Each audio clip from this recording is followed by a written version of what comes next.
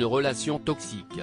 Au printemps 1965, peu après sa douloureuse séparation d'avec Alain Delon, Romy Schneider croise la route d'un certain Harry Mayön. Le dramaturge allemand a 40 ans. 14 de plus que Romy Schneider. Il est marié. Et il vénère le théâtre et n'a que mépris pour le cinéma. Pourtant, la sublime comédienne croit en cette idylle. Elle fait tout pour lui, pour que leur relation soit merveilleuse. Elle lui paie donc son divorce et peu après, ils passent devant le maire et échangent leurs vœux. Lors de leur mariage, Romy Schneider est enceinte de 5 mois. Le 3 décembre 1966, un petit bonhomme pointe le bout de son nez. Un David dont le destin sera tragique. Mais à l'heure actuelle, leur bonheur est indescriptible. Sauf qu'une ombre plane au-dessus de leur tête.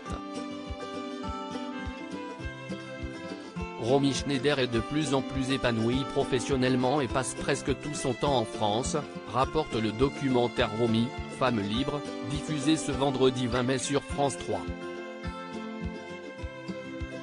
Le metteur en scène, lui, est resté à Berlin où les opéras qu'il monte n'ont aucun succès.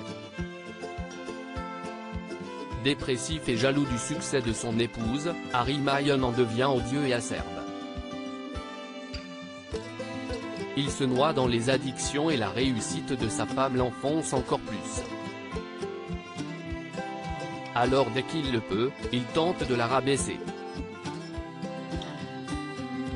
Et Romy encaisse, stoïque, raconte le documentaire qui prend en exemple une interview donnée à la télévision allemande. Monsieur Mayön, pensez-vous que votre épouse se laisse guider par ses émotions, ou bien qu'elle est guidée par la raison ? Lui demande un journaliste, tandis que Romy Schneider est présente à leur côté.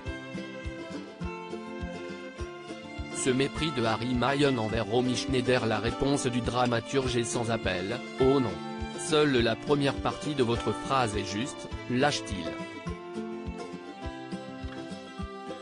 Élégante, Romy Schneider réplique simplement, dans un sourire gêné, que son mari est vache.